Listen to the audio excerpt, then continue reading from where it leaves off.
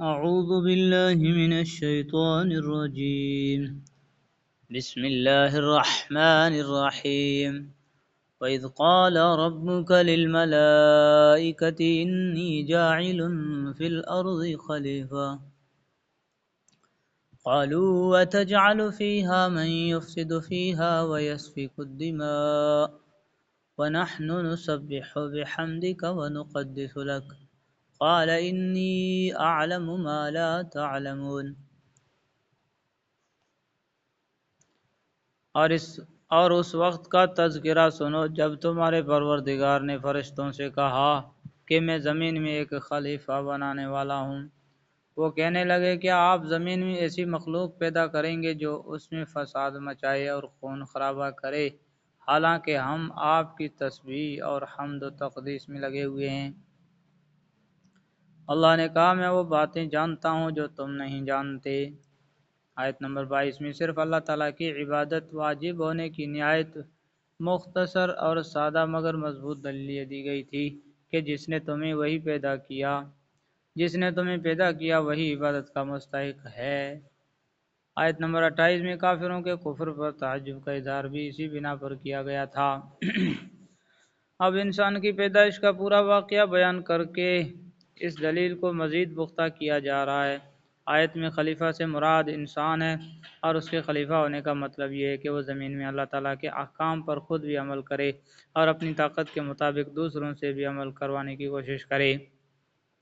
فرشتوں کے اس سوال کا منشا خدا نخواستہ کوئی اعتراض کرنا نہیں تھا، بلکہ وہ حیرت کر رہے تھے کہ ایک ایسی مخلوق کو پیدا کرنے میں کیا حکمت ہے جو نیکی کے ساتھ بدی کی صلاحیت بھی رکھتی ہوگی، جس کے نتیجے میں زمین پر فساد پھیلنے کا امکان ہوگا۔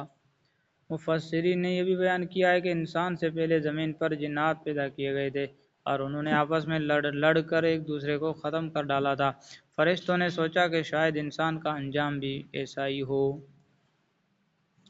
وَعَلَّمَ آدَمَ الْأَسْمَاءَ كُلَّهَا ثُمَّ عَرَضَهُمْ عَلَى الْمَلَائِكَةِ فَقَالَ أَنبِئُونِي بِأَسْمَاءِ هَؤُلَاءِ إِن كُنتُمْ صَادِقِينَ۔ اور آدم کو اللہ نے سارے نام سکھا دیے، پھر ان کو فرشتوں کے سامنے پیش کیا اور ان سے کہا اگر تم سچے ہو تو مجھے ان چیزوں کے نام بتلاؤ۔ ناموں سے مراد کائنات میں پائی جانے والی چیزوں کے نام، ان کی خاصیتیں، انسان کو پیش آنے والی مختلف کیفیات کا علم ہے، مثلا بھوک، پیاس، صحت اور بیماری وغیرہ۔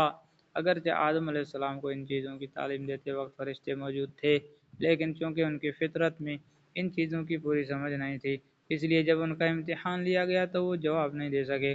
اور اس طرح اللہ تعالیٰ نے عملی طور پر انہیں باور کرا دیا کہ جو کام اس نئی مخلوق سے لینا مقصود ہے وہ فرشتے انجام نہیں دے سکتے۔ قالوا سبحانك لا علم لنا الا ما علمتنا انك انت العلیم الحکیم۔ وہ بول اٹھے آپ ہی کی ذات پاک ہے، جو کچھ علم آپ نے ہمیں دیا ہے اس کے سوا ہم کچھ نہیں جانتے۔ حقیقت میں علم و حکمت کے مالک تو صرف آپ ہیں۔ بظاہر ان الفاظ سے یہ معلوم ہوتا ہے کہ یہ نام صرف حضرت آدم علیہ السلام کو سکھائے گئے تھے اور فرشتے اس تعلیم میں شریک نہیں تھے۔ اس صورت میں اس سے ناموں کے بارے میں پوچھنا یہ بتانے کے لیے تھا کہ تم میں وہ صلاحیت نہیں رکھی گئی جو آدم علیہ السلام کی تخلیق سے مقصود ہے۔ دوسرا احتمال یہ بھی ہے کہ آدم علیہ السلام کو سکھاتے وقت فرشتے موجود تھے، لیکن چونکہ ان میں سے ان باتوں کو سمجھنے یا یاد رکھنے کی صلاحیت نہیں تھی، اس لیے وہ امتحان کے وقت جواب نہ دے سکے۔ اس صورت میں ان کے جواب کا حاصل یہ ہوگا کہ ہمیں وہی علم حاصل ہو سکتا ہے جو آپ ہمیں دینا چاہیں اور اس کی صلاحیت ہمارے اندر پیدا کر دیں۔ قال یا آدم انبئهم باسمائهم فلما انبأهم باسمائهم قال ألم أقل لكم إني أعلم غيب السماوات والأرض وأعلم ما تبدون وما كنتم تكتمون۔ اللہ نے کہا آدم تم ان کو اور ان چیزوں کے نام بتا دو۔ اللہ نے کہا آدم تم ان کو ان چیزوں کے نام بتا دو۔ چنانچہ جب اس نے ان کے نام ان کو بتا دیے تو اللہ نے فرشتوں سے کہا کیا میں نے تم سے نہیں کہا تھا کہ میں آسمان اور زمین کے بھید جانتا ہوں، اور جو کچھ تم ظاہر کرتے ہو اور جو کچھ چھپاتے ہو مجھے اس سب کا علم ہے۔ وَإِذْ قُلْنَا لِلْمَلَائِكَةِ اسْجُدُوا لِآدَمَ فَسَجَدُوا إِلَّا إِبْلِيسَ أَبَىٰ وَاسْتَكْبَرَ وَكَانَ مِنَ الْكَافِرِينَ۔ اور اس وقت کا تذکرہ سنو جب ہم نے فرشتوں سے کہا کہ آدم کو سجدہ کرو، چنانچہ سب نے سجدہ کیا سوائے ابلیس کے کہ اس نے انکار کیا اور متکبرانہ رویہ اختیار کیا اور کافروں میں شامل ہو گیا۔ فرشتوں کے سامنے آدم علیہ السلام کی عظمت کا علمی مظاہرہ اور ان کا امتحان لینے کے لیے انہیں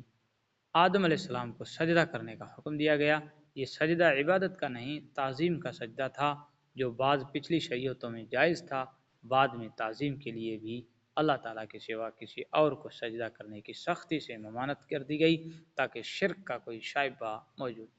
شائبہ پیدا نہ ہو۔ یہ سجدہ کروانا اس بات کا بھی مظاہرہ تھا کہ فرشتوں کو اس بات کی تلقین کی جا رہی ہے کہ کائنات میں جو چیزیں ان کے اختیار میں دی گئی ہیں وہ انسان کے لیے مسخر کر دی جائیں تاکہ یہ دیکھا جائے کہ ان کو صحیح استعمال کرتا ہے یا غلط۔ اگرچہ براہ راست سجدے کا حکم فرشتوں کو دیا گیا تھا، مگر اس میں تمام جاندار مخلوقات بھی شامل تھی، لہذا ابلیس جنات میں سے تھا، اس پر بھی اس حکم کی تعمیل لازم تھی، لیکن جیسا کہ خود قرآن کریم نے دوسری جگہ بیان فرمایا ہے، وہ اللہ تعالیٰ سے کہنے لگا کہ مجھے تو نے آگ سے پیدا کیا اور آدم کو مٹی سے، اس لیے میں اسے افضل ہوں اور میں اسے کیوں سجدہ کروں۔ سورہ اعراف میں 22 نمبر آیت میں اس واقعے سے دو سبق ملتے ہیں۔ ایک یہ کہ اپنے آپ کو بذات خود دوسروں سے بڑا سمجھنا اور اپنی بڑائی بگھارنا کتنا بڑا گناہ ہے، اور دوسرا سبق یہ ہے کہ جب اللہ تعالیٰ کی طرف سے کوئی واضح حکم آ جائے تو بندے کا کام یہ ہے کہ اس حکم کو دل و جان سے بجا لائے، چاہے اس کی حکمت اور فائدہ سمجھ میں آئے یا نہ آئے۔ وَقُلْنَا يَا آدَمُ اسْكُنْ أَنْتَ وَزَوْجُكَ الْجَنَّةَ وَكُلَا مِنْهَا رَغَدًا حَيْثُ شِئْتُمَا وَلَا تَقْرَبَا هَٰذِهِ الشَّجَرَةَ فَتَكُونَا مِنَ الظَّالِمِينَ۔ اور ہم نے کہا آدم تم اور تمہاری بیوی جنت میں رہو اور اس میں سے جہاں سے چاہو جی بھر کے کھاؤ، مگر اس درخت کے پاس بھی مت جانا ورنہ تم ظالموں میں شمار ہوں گے۔ یہ کون سا درخت تھا؟ قرآن کریم نے اس کی وضاحت نہیں فرمائی، نہ اس کے جاننے کی ضرورت ہے، اتنا جان لینا کافی ہے کہ جنت کے درختوں میں ایک درخت ایسا تھا جس کا پھل کھانے سے انہیں روک دیا گیا تھا۔ بعض روایت میں ہے یہ گندم کا درخت تھا، بعض میں انگور کا ذکر ہے، مگر کوئی روایت ایسی نہیں جس پر پورا بھروسہ کیا جا سکے۔ فَأَزَلَّهُمَا الشَّيْطَانُ عَنْهَا فَأَخْرَجَهُمَا مِمَّا كَانَا فِيهِ وَقُلْنَا اهْبِطُوا بَعْضُكُمْ لِبَعْضٍ عَدُوٌّ وَلَكُمْ فِي الْأَرْضِ مُسْتَقَرٌّ وَمَتَاعٌ إِلَىٰ حِينٍ۔ پھر ہوا یہ کہ شیطان نے ان دونوں کو وہاں سے ڈگمگا دیا اور جس عیش میں وہ تھے اس سے انہیں نکال کر رہا، اور ہم نے آدم کو، ان کی بیوی اور ابلیس سے کہا اب تم سب یہاں سے اتر جاؤ، تم ایک دوسرے کے دشمن ہو گئے اور تمہارے لیے ایک مدت تک زمین میں ٹھہرنا اور کسی قدر فائدہ اٹھانا طے کر دیا گیا۔ یعنی شیطان نے انہیں بہکا کر اس درخت کا پھل کھانے پر آمادہ کر دیا اور بہانہ یہ بنایا کہ یوں تو یہ درخت بڑا مفید ہے کیونکہ اس کو کھانے سے ابدی زندگی حاصل ہو جاتی ہے، لیکن شروع میں آپ کو اس لیے منع کیا گیا تھا کہ آپ کی جسمانی کیفیت اس کو برداشت نہ کر سکتی تھی۔ اب چونکہ آپ جنت کے ماحول کے عادی ہو گئے اور آپ قوی مضبوط ہو چکے ہیں، اس لیے اب وہ ممانعت باقی نہیں رہی۔ اس واقعے کے مزید تفصیل کے لیے دیکھیے سورہ اعراف 19 تا 23 اور سورہ طٰہٰ 120۔ مطلب یہ ہے کہ اس واقعے کے نتیجے میں آدم علیہ السلام اور ان کی اہلیہ کو جنت سے اور شیطان کو آسمان سے نیچے زمین پر اترنے کا حکم دے دیا گیا۔ ساتھ ہی یہ بھی بتا دیا گیا کہ انسان اور شیطان کے درمیان رہتی دنیا تک دشمنی قائم رہے گی اور زمین کا یہ قیام ایک معین مدت تک ہوگا جس میں کچھ دنیاوی فائدے اٹھانے کے بعد سب کو بالآخر اللہ تعالیٰ کے پاس دوبارہ پیش ہونا ہوگا۔ فَتَلَقَّىٰ آدَمُ مِن رَّبِّهِ كَلِمَاتٍ فَتَابَ عَلَيْهِ إِنَّهُ هُوَ التَّوَّابُ الرَّحِيمُ۔ پھر آدم علیہ السلام نے اپنے پروردگار سے توبہ کے کچھ الفاظ سیکھ لیے جن کے ذریعے انہوں نے توبہ مانگی، چنانچہ اللہ نے ان کی توبہ قبول کر لی، بے شک وہ بہت معاف کرنے والا بڑا مہربان ہے۔ جب آدم علیہ السلام کو اپنی غلطی کا احساس ہوا تو پریشان ہو گئے، لیکن سمجھ میں نہیں آ رہا تھا کہ اللہ تعالیٰ سے کن الفاظ میں معافی مانگیں۔ اس لیے زبان سے کچھ نکل نہیں رہا تھا۔ اللہ تعالیٰ نے جو دلوں کے حال سے بھی خوب واقف ہیں اور رحیم و کریم بھی ہیں، ان کی اس کیفیت کے پیش نظر خود ہی ان کو توبہ کے الفاظ سکھائے جو سورہ اعراف میں مذکور ہیں۔ قال ربنا ظلمنا انفسنا وان لم تغفر لنا وترحمنا لنكونن من الخاسرین، کہ ہمارے پروردگار ہم اپنی جانوں پر ظلم کر گزرے ہیں، اور اگر آپ نے ہمیں معاف نہ فرمایا، ہم پر رحم نہ کیا تو ہم برباد ہو جائیں گے۔ اس طرح اللہ تعالیٰ نے زمین پر بھیجنے سے پہلے انسان کو یہ تعلیم دے دی کہ جب کبھی نفسانی خواہشات یا شیطان کے بہکاوے میں آ کر اس سے کوئی گناہ سرزد ہو جائے تو اسے فوراً اللہ تعالیٰ سے توبہ کرنی چاہیے، اور اگرچہ توبہ کے لیے کوئی خاص الفاظ لازمی نہیں ہیں، بلکہ ہر وہ جملہ جس میں اپنے کیے پر ندامت اور آئندہ گناہ نہ کرنے کا ارادہ شامل ہو، اس کے ذریعے توبہ ممکن ہے۔ لیکن چونکہ یہ الفاظ خود اللہ تعالیٰ کے سکھائے ہوئے ہیں، اس لیے ان الفاظ میں توبہ کرنے سے قبولیت کی زیادہ امید ہے۔